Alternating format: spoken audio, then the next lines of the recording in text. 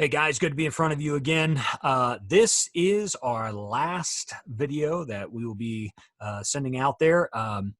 The virtual learning process, I hope it's gone okay for you guys. I hope you've been able to keep up and hope you've been able to learn just like we would normally in the classroom. It has presented its challenges for sure. And one of those challenges is, frankly, just how long the rollout process took, and then also the changing of the end of the semester dates.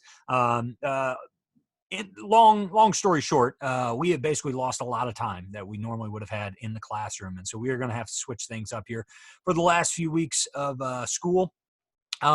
Normally we would have basically the entirety of the Cold War to go through. I've decided, instead of doing our normal lecture format, like I've been doing, recording lectures, you guys taking notes, then taking a test, we are going to switch it up, and we are going to create a project based off of the Cold War. You guys are still going to do some research, but a short little project that you guys are going to turn into me, and that will serve as your final exam. Okay, so it is highly important. Let me say this again.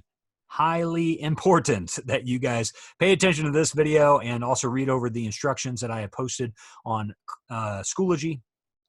You have two things to complete for me. Let me go and pull up the here we go.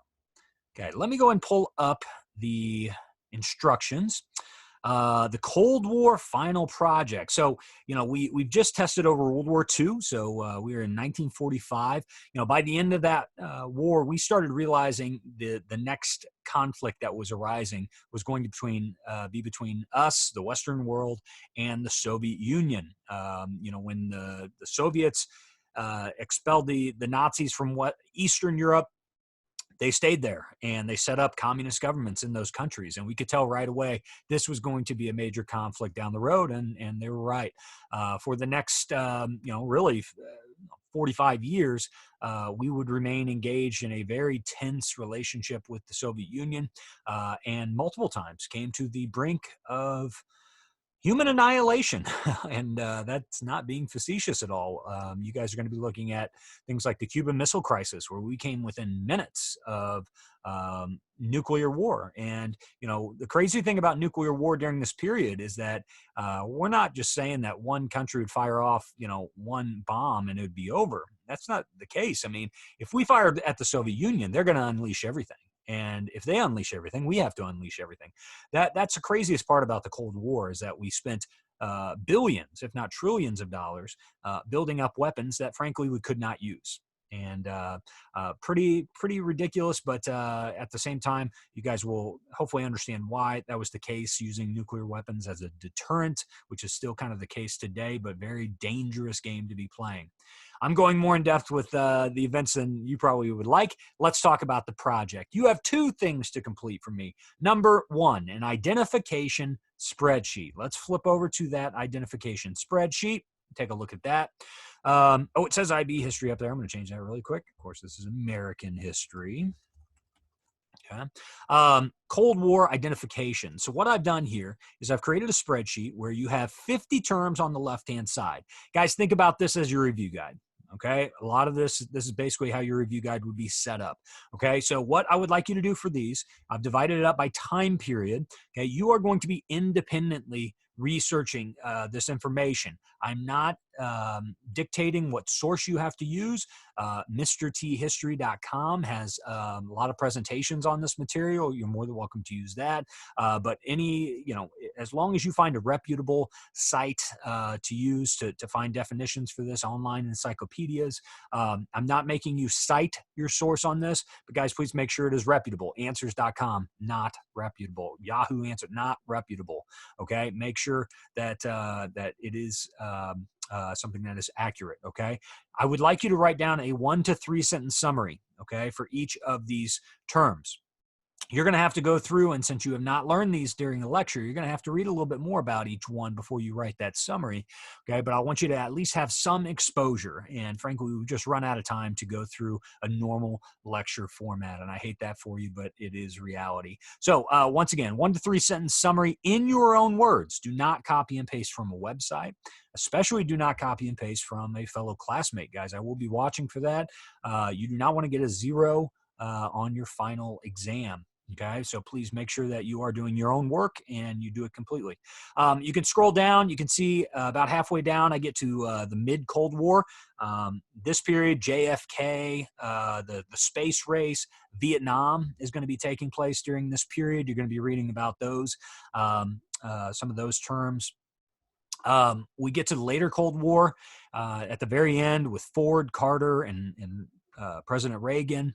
We'll see the fall of the Berlin Wall in 1989, and then we'll see the official end of the Cold War with the START II treaties. So again, I'm looking for 1 to 3 sentences typed out, summary, your own words, okay, on that. So that is part 1. Okay, that's going to take you the most time.